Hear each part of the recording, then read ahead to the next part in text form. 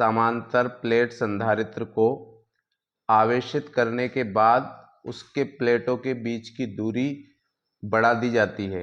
अब प्लेटों के बीच विभवांतर बढ़ जाएगा, क्योंकि जो विभवांतर होता है वो दूरी के समानुपाती होगा, यानी दूरी बढ़ेगी तो विभवांतर भी बढ़ेगा। अगला है, किसी कार की संचायक बैटरी का विद्युत वाहक बल 12 वोल्ट है। यदि बैटरी का आंतरिक प्रतिरोध 0.5 ओम हो तो बैटरी से ली जाने वाली अधिकतम धारा का मान कितना होगा? तो धारा वाले फार्मूले से निकालेंगे हम। I बराबर E बटे R प्लस R। चूंकि अधिकतम धारा लेना है, इस कारण जो बाह्य प्रतिरोध होगा वो शून्य हो जाएगा। तो यहाँ फार्मूले में मान रखेंगे, E का मान हो जाएगा 12 वोल्ट, और चूंकि R का मान 0 कर लेंगे प्लस 0.5। तो इसको सॉल्व करेंगे तो ये वैल्यू आ जाएगी हमारी 24 एम्पियर। तो इसका सही आंसर होगा 24 एम्पियर। अगला क्वेश्चन है हमारा, एक आवेशित कण समचुंबकीय क्षेत्र से 45 डिग्री पर प्रवेश करता है तो कण का पथ कैसा होगा? देखिए, यहाँ पे जो फोर्स होगा F बराबर QVB साइन थीटा, इसके हिसाब से हम देखें तो ये 0 डिग्री यानी समांतर होगा, 90 डिग्री यानी लंबवत होगा, तो एक फोर्स लगेगा। परंतु यहाँ पर 45 डिग्री से है, मतलब ये 45 डिग्री, तो ये हो जाएगा आपका cos 45। तो इस स्थिति में क्या होगा कि जो ये पथ बनाएगा ये इस तरीके से आगे बढ़ता जाएगा, यानी ये जो पथ बनेगा ये पथ बनेगा सर्पिलाकार। तो यहाँ पर यदि 90 डिग्री से प्रवेश करता तो सीधे ऐसे वृत्ताकार मार्ग पे घूमता, परंतु इसके अलावा 90 डिग्री के अलावा किसी भी एंगल से घूमेगा तो वो जो पथ होगा वो सर्पिलाकार होगा। अगला क्वेश्चन है हमारा, विद्युत चुंबकीय प्रेरण में प्रेरित विद्युत वाहक बल निम्न से स्वतंत्र होता है, क्योंकि E बराबर होता है -d∅dt, यानी फेरों की संख्या पे भी डिपेंड करता है, फ्लक्स में परिवर्तन पे भी डिपेंड करता है, समय पे भी डिपेंड करता है, केवल कुंडली के प्रतिरोध पर डिपेंड नहीं करता। तो ये जो है बी वाला ऑप्शन सही है। अगला है हमारा, एक फोटोन की ऊर्जा निम्न से दी जाती है। फोटोन की ऊर्जा E बराबर होता है hν, तो इसका सही ऑप्शन है ए। इसका अगला क्वेश्चन है हमारा, हाइड्रोजन वर्णक्रम की बामर श्रेणी विद्युत चुंबकीय वर्णक्रम के किस भाग में होती है? तो सबसे पहले बामर श्रेणी को देखा गया था और ये दृश्य प्रकाश में होती है, लेकिन इससे पहले लाइमन श्रेणी जो है वो पराबैंगनी में होती है, और इस तरीके से जो पहली श्रेणी देखी गई थी बामर श्रेणी वो दृश्य प्रकाश में होती है। अगले क्वेश्चन की बात करें हम, अगला है हमारा, रिक्त स्थान की पूर्ति कीजिए। इसके अंदर है, दो विद्युत द्विध्रुवों के बीच की दूरी दुगना कर देने पर उनके मध्य आकर्षण प्रतिकर्षण बल गुना हो जाएगा। तो बल वाले फार्मूले से हम निकाल लेंगे आसानी से, और इसको सॉल्व कर लेंगे। एक बार दोनों आवेशों के बीच की दूरी 2l का स्क्वायर, और एक बार दुगना कर देंगे तो 4l का स्क्वायर। जब इसको सॉल्व करेंगे तो ये मान आएगा आपका 1/4 गुना हो जाएगा। अगला क्वेश्चन देखते हैं, चुंबकीय आघूर्ण की दिशा की ओर चुंबकीय अक्ष के अनुदिश होती है। तो ये होती है दक्षिणी ध्रुव से, या दक्षिण ध्रुव से उत्तरी ध्रुव की ओर, उत्तरी ध्रुव की ओर होती है। अगला क्वेश्चन है हमारा, शुद्ध प्रतिरोध युक्त परिपथ में धारा को विभवांतर के मध्य में का कालांतर होता है, यानी प्रतिरोध और धारा दोनों जुड़ी हो तो जो कालांतर होता है वो 90 डिग्री का होता है या π/2 होता है। फिर अगला है त्वरित आवेश विकिरित करता है। तो जो स्थिर आवेश से विद्युत धारा या विद्युत क्षेत्र उत्पन्न करता है, गतिमान आवेश है वो विद्युत क्षेत्र और चुंबकीय क्षेत्र करता है, और जो त्वरित आवेश है वो विद्युत चुंबकीय विकिरण उत्सर्जित करता है। तो इसमें आ जाएगा हमारा विद्युत चुंबकीय तरंगे। अगला है तरंग संचरण के दौरान समान कला में दोलन करते बिंदुओं के बिंदु पथ को कहते हैं। तो तरंग संचरण के दौरान समान कला में दोलन करते हैं, इनको बोलते हैं तरंगाग्र। तरंगाग्र या वेव फ्रंट बोलते हैं इनको। अगला क्वेश्चन है हमारा, ऐसे नाभिक जिनकी द्रव्यमान संख्या समान हो लेकिन परमाणु क्रमांक भिन्न हो। परमाणु द्रव्यमान समान है इसलिए इनको बोलेंगे समभारिक। समभारिक। अगला क्वेश्चन है, सही जोड़ी का मिलान करना है। तो इसमें है हमारा सरल सूक्ष्मदर्शी। तो सरल सूक्ष्मदर्शी की जो आवर्धन क्षमता है वो होती है D/F, यानी D/F जो है वो सही है इसका। अगला है संयुक्त सूक्ष्मदर्शी। संयुक्त सूक्ष्मदर्शी के अंदर दो लेंस होते हैं, इस कारण इसकी जो आवर्धन क्षमता होगी ME/M0, यानी ये संयुक्त सूक्ष्मदर्शी का हो गया। फिर है दूरदर्शी। दूरदर्शी की जो आवर्धन क्षमता है F0/FE। फिर अगला क्वेश्चन है, व्यतिकरण की दीप्त फ्रिंज है। जो दीप्त फ्रिंज होती है वो सम और अदीप्त फ्रिंज जो होती है वो विषम होती है। तो व्यतिकरण दीप्त फ्रिंज जो होगी वो हो जाएगी हमारी ये 2λD/D। फिर व्यतिकरण की अदीप्त फ्रिंज है तो इसके अंदर आ जाएगा ये विषम होता है 3λD/D। और इसके बाद है विवर्तन निम्निष्ठ। विवर्तन निम्निष्ठ की जो वैल्यू होती है वो है हमारी 2λ/A।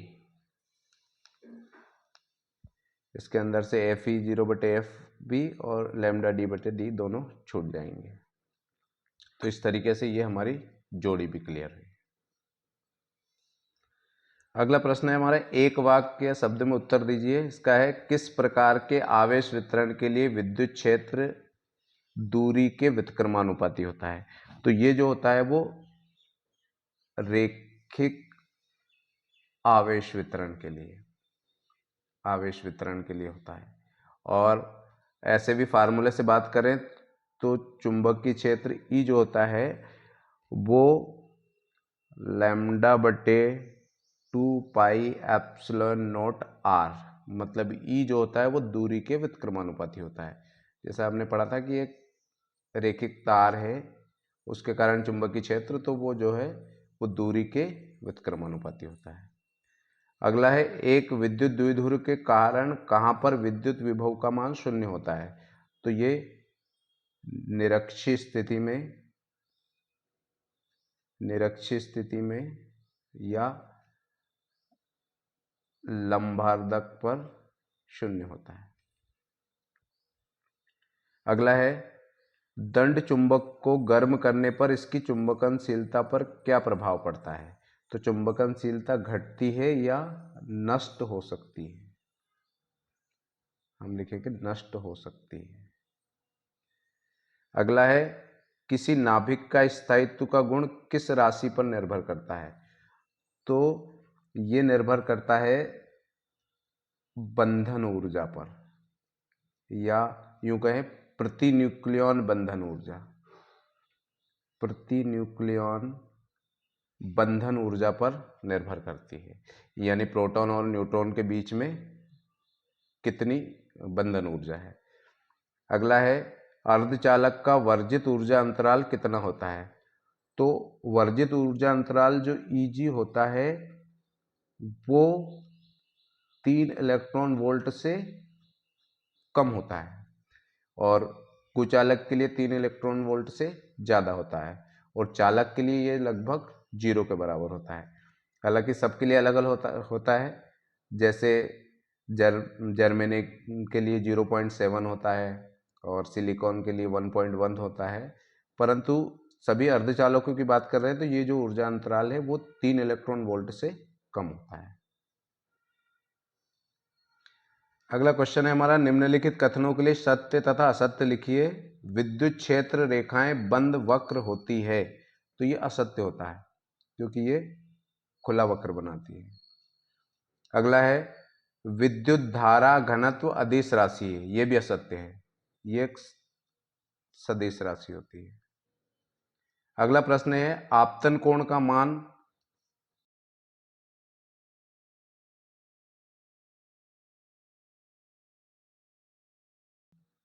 असत्य है। अगला है, धातु पृष्ठ से मुक्त इलेक्ट्रॉन उत्सर्जन के लिए धातु का कार्यफलन कम होना चाहिए, ये सत्य है। यदि कार्यफलन कम होगा तो इलेक्ट्रॉन जल्दी उत्सर्जित हो जाएंगे। फिर अगला क्वेश्चन है, उत्क्रम अभिनति में पीएन संडे डायोड की अवक्षय परत की मोटाई बढ़ जाती है, ये भी सत्य है। यानी पहले 3 असत्य है और बाद के 2 सत्य हैं। अगला प्रश्न है हमारा, एक गोलीय चालक की धारिता 1 माइक्रोफैराड है, इसकी त्रिज्या क्या होगी? क्योंकि गोली चालक की धारिता के फार्मूले से यदि हम देखें तो C बराबर होता है 4 पाई एप्सिलॉन नॉट R। तो यहाँ से यदि हम मान रखें तो धारिता हमें दी है, C का मान दिया है हमें 1 माइक्रोफैराड यानी 1 × 10⁻⁻6 और हमें पता है 4 पाई एप्सिलॉन नॉट की वैल्यू होती है 1/9 × 10⁹ इंटू R।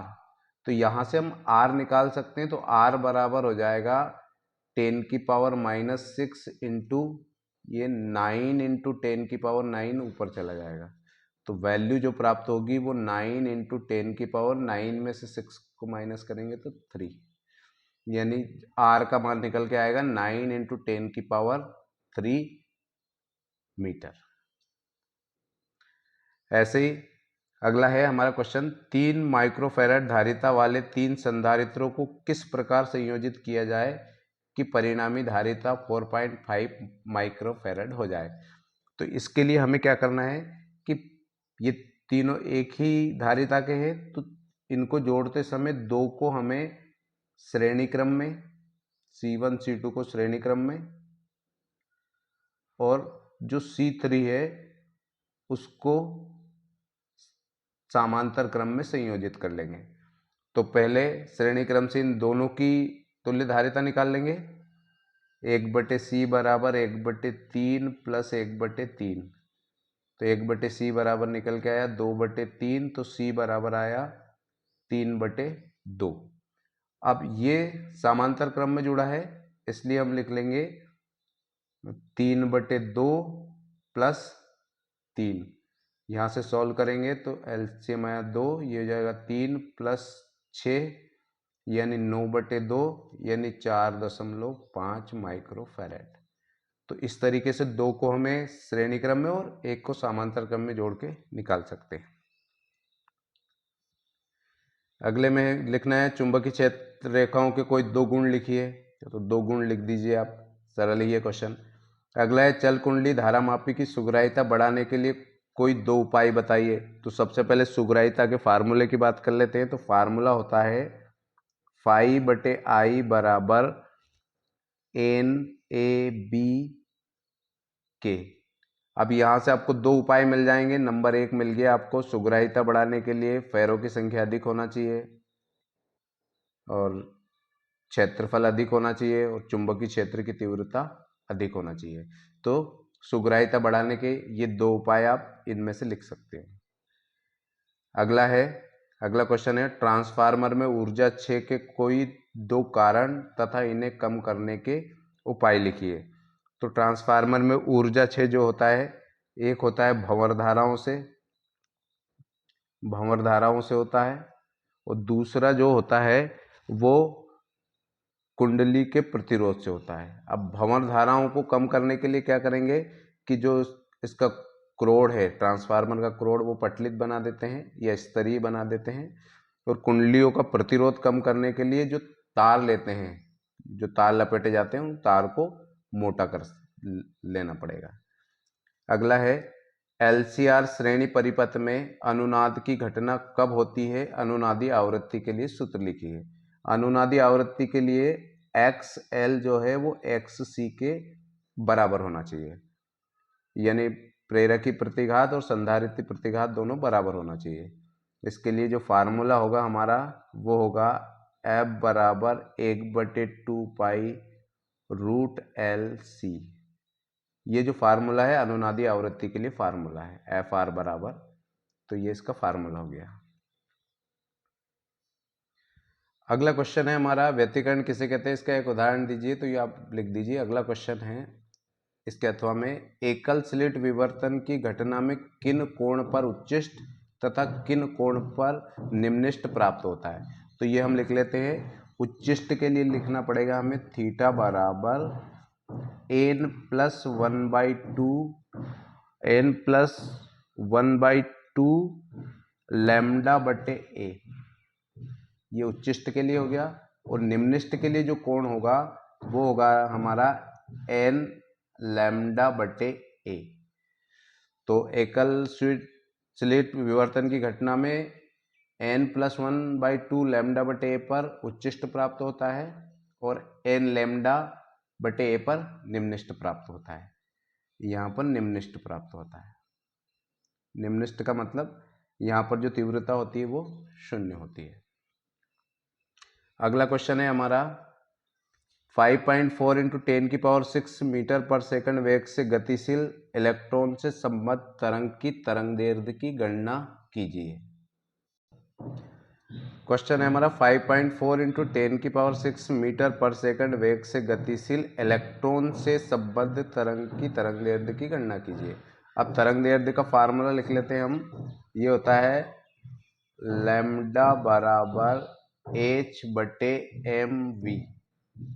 अब यहाँ से हम बात कर ले, लैम्डा हमें निकालना है, तो लैम्डा बराबर यहाँ से मान हो जाएगा h का जो मान होता है 6.6 × 10⁻34 प्लैंक नियतांक का मान हो गया। अगला हम लिखेंगे m मतलब इलेक्ट्रॉन का द्रव्यमान, तो इलेक्ट्रॉन का द्रव्यमान 9.1 × 10⁻31 और v हमें दिया ही है, इसमें v का मान दिया है 5.4 × 10⁶। तो ये वैल्यू हम यहाँ रख देंगे 5.4 × 10⁶। जब इसको सॉल्व करेंगे तो ये वैल्यू हो जाएगी हमारी, जो भी वैल्यू निकल के आएगी इसको सॉल्व कर लेंगे इस फार्मूले के अंदर मान रख के, क्योंकि पूरा सॉल्व करेंगे तो बहुत बड़ा वीडियो हो जाएगा। इसको सॉल्व कर लेंगे। यहाँ बचेगा 31 में से ये 6 गए 25, इसको ऊपर ले जाएंगे तो 10⁹ बचेगी और इनका कैलकुलेशन कर लेंगे तो वो लैम्डा की वैल्यू निकल के आ जाएगी। तो ये फार्मूले का इस्तेमाल करना है। अगला क्वेश्चन है ऐसे ही 6.0 × 10⁻14 हर्ट्ज आवृत्ति वाले एक वर्णी प्रकाश किरण के लिए फोटोन की ऊर्जा कितनी होगी? तो फोटोन की ऊर्जा हम जानते हैं E बराबर h न्यू होती है।